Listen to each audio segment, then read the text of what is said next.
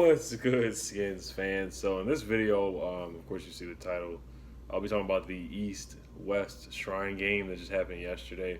The Redskins, they met with a few players. So they met with Adrian Killins, Jr. out of Central Florida, running back. He's about 5'7". We'll start out with him. He's 5'8", 164 pounds. So he's a little guy. He's really small, running back.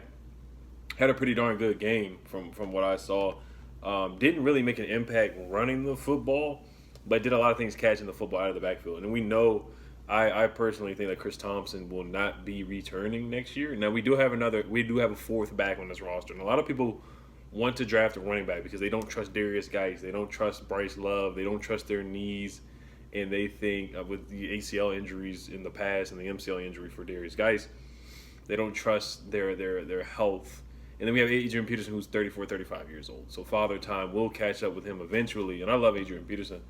But a lot of people want another running back. There's another guy named Eric Dowdle. But I'll keep talking about Adrian Killins Jr. I really like him a lot. He's very quick, very fast out of Central Florida. Had a really good game. Had 7 catches for 92 yards. His longest catch was for 37 yards. He just popped. He was really fast, really quick. Could be a good kick returner as well for the team. I thought he played really, really well in this game and definitely had his draft stock rise. Now, he probably will be a 6th round or 7th round pick if he's even drafted. Might not even be drafted, but if he is, I think it's going to be like in the 6th round or 7th round. And I wouldn't be mad if we did that. Didn't do a lot on the ground rushing. Had 0 yards rushing, but did a heck of a job catching the ball out of the backfield. Did a great job of that. He did have some good games. He rushed for 106 yards and 1 score on 14 touches.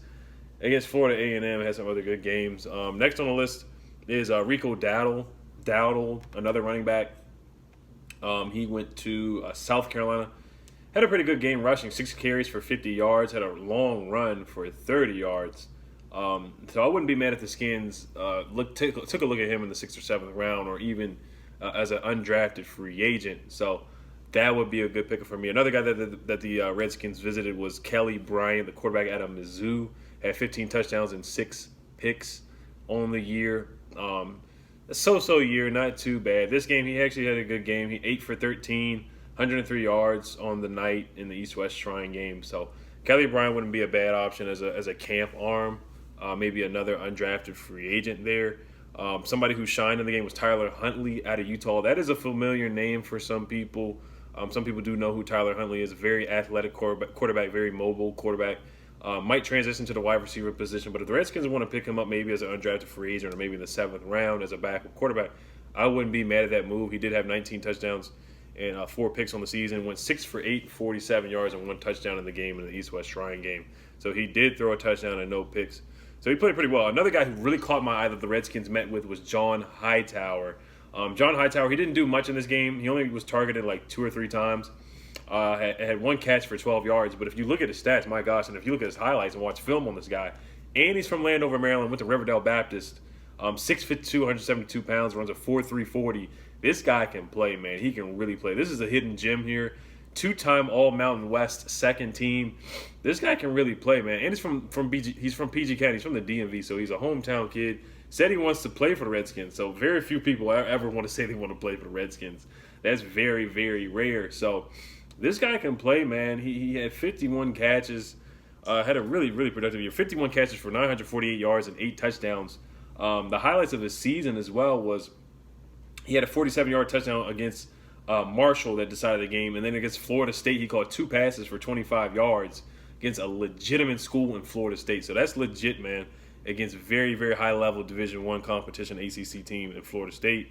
Another guy who was an offensive tackle, Cameron Clark, out of Charlotte, was the team captain for his team, a 3-year starter, school record holder for games played, for most consecutive games played or games played, first team All-Conference USA, and second team All-Pro Football Focus for the All-CUSA. So that's awesome. Big fella. I think he's about 6'6". Well, how tall is this guy?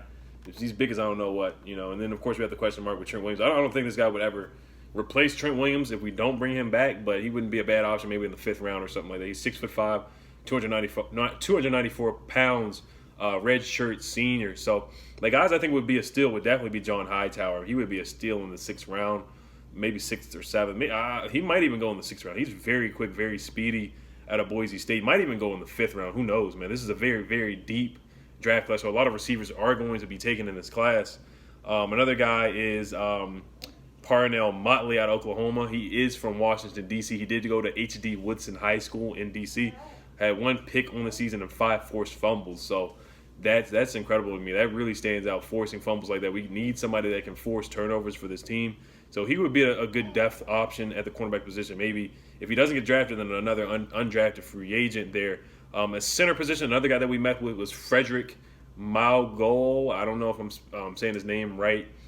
Frederick Malgoa, he went to Washington State. Was the second best in screen blocking as a center in the Pac-12. He was also selected to play in the NFLPA Bowl and also in another bowl. I think it was the Hawaii Bowl. So he got selected in 3 bowls and the East-West Shrine Game. Another guy that popped on the screen to me that played really well was the guy out of Ohio State, BINJIMEN Victor.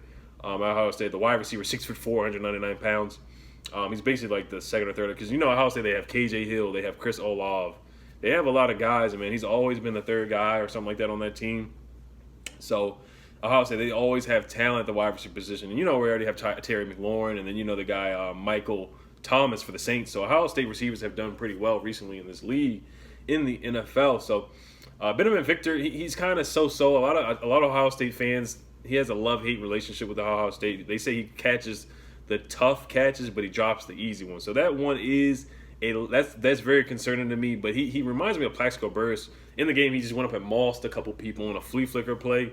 They threw it to him downfield. He just caught an easy touch. He made it look easy. It was a nice touchdown catch by BINJIMEN Victor. We didn't have a meeting with this guy, but if the Redskins take a look at him in the 6th round or something like that, I would not be upset with that. So we do need a tight end. I don't know if he's going to transfer or be one of those guys that could transition into the tight end position, because he's kind of skinny. Like you see, he has that Plaxico Burress body. But he had a pretty decent season. He had 35 catches for 573 yards and 6 touchdowns.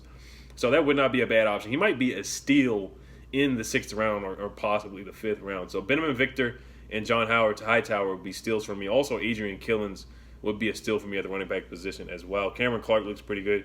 I do like a lot of guys that they met with. And the last guy is James Smith-Williams out of NC State. Had 6 sacks in his junior year. Didn't have a great senior year. Had 1 sack on the season. So I will be making a video also about the Senior Bowl, by the players that we meet with, players that stand out and players that have really, really good stats and make some noise that we could really look at and draft.